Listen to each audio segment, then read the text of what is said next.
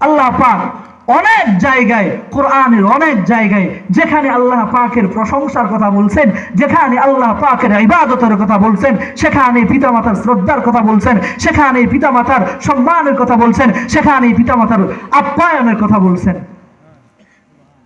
যেখানে আল্লাহ আছেন সেখানে পিতামাতা আছেন।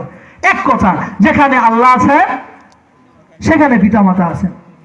ওয়াবিল ওয়ালিদাইনি ইহসানা, আল্লাহ তাআলা সূরা লুকমানের ভিতরে বলেন, আনিশকুরলি ওয়ালি ওয়ালিদাইক, আনিশকুরলি ওয়ালি ওয়ালিদাইক, যে প্রথমে ওরে বান্দা, প্রথমে আমি আল্লাহর শুকরিয়া আদায় করো, তারপরে কার শুকরিয়া আদায় করবা? ওয়ালি ওয়ালিদাইক, পিতামাতার শুকরিয়া আদায় করো। তা একটু বুঝেন, একটু বুঝেন যে আল্লাহ পাকের শুকরিয়া আদায় করার সাথে সাথে পিতামাতার শুকরিয়া আদায় কথা বলছে, যে কতটুকু গুরুত্ব দিছে, কি পরিমাণ গুরুত্ব দিলে আল্লাহ পাক নিজের শুকরিয়ার সাথে সাথে পিতামাতার শুকরিয়া আদায় করার কথা বলছে। অনেক হাদিস আছে। আল্লাহ পাকের জাতের সাথে যেমন শিরিক করলে তাকে আল্লাহ পাক কখনো মাফ করে না, আর আল্লাহ পাকের ঈমান, আল্লাহ পাকের উপর বিশ্বাস করলে যেমন ওই বান্দাটা একদম খাঁটি নিষ্ঠা মুমিন হয়ে যায়, ওই বান্দাটা কখনোই ইসলাম ছাড়ে না, কখনোই ইসলাম থেকে হতে যায় না, কখনোই ইসলাম থেকে পিছপা হয় না। আল্লাহ রাসূল সাল্লাল্লাহু আলাইহি ওয়াসাল্লাম হাদিসে পাকের ভিতরে ইরশাদ করেন, ওরে উম্মতের দল, যদি তোমাদেরকে আগুনের ভিতরে পুড়িয়ে ফেলা হয় এবং পানিতে ডুবিয়ে দেওয়া হয়, আগুনের ভিতরে পুড়িয়ে ফেলা হয়, পানিতে ডুবিয়ে দেওয়া হয়, তবুও কখনো আল্লাহ পাকের সাথে শরীক করবা না, কখনো শরীক করবা না। একটা পয়েন্ট, যে অবিল ওয়ালিদাইনি ইহসানা, এই শব্দটার ওজন কত, ভার কত, এই শব্দটার পাওয়ার কত, এই শব্দটার পাওয়ার কত।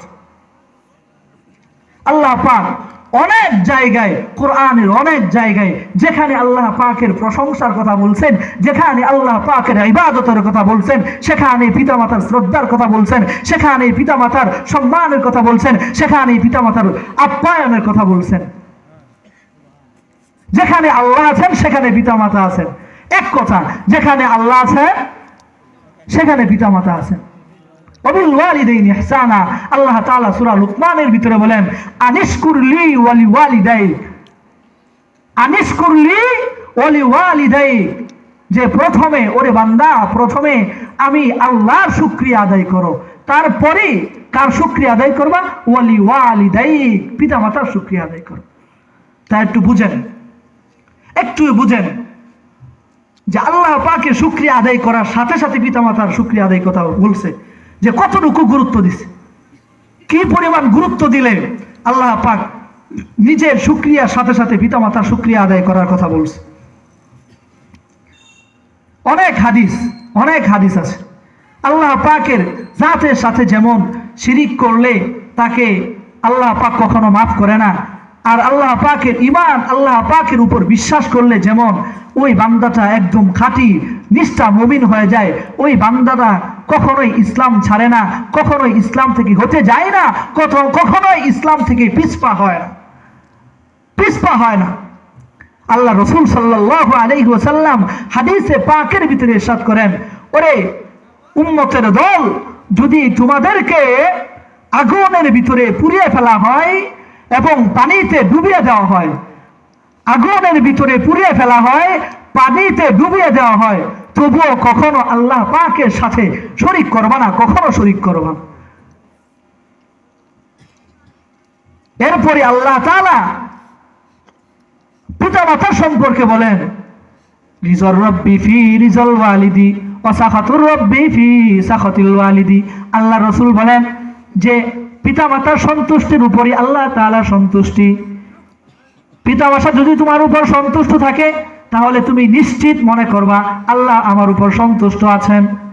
পিতামাতা যদি তোমার উপর অসন্তুষ্ট থাকে তাহলে তুমি যত নামাজ পড়ো, যত উমরা পালন করো, যত হজ আদায় করো, যত জনসভা করো, তুমি বুঝবা সবাই আমার উপর রাজি, কিন্তু আল্লাহ আমার উপর রাজি না। যদি আল্লাহকে রাজি করাইতে চাও তাহলে একমাত্র উপায় হচ্ছে পিতা মাতাকে সন্তুষ্ট করে ফেলো। পিতামাতা যদি সন্তুষ্ট হয়ে যায় তাহলে পৃথিবীর আর কিচ্ছু লাগে না, সব কিছু তোমার হাতের মুঠো। যেমন পুরো পৃথিবীটা এখন আমাদের হাতের মুঠোয়, আমরা যদি ফোনের ভিতরে সার্চ করি সব কিছু আমরা পাই। তেমনইভাবে যদি আমরা পিতা মাতাকে একটু ভালো ব্যবহার দিয়ে সন্তুষ্ট করতে পারি তাহলে সব কিছু আমার পিছনে ফেলে রাখলাম, আল্লাহ পাক আমার উপর সন্তুষ্ট হয়ে গিয়েছে।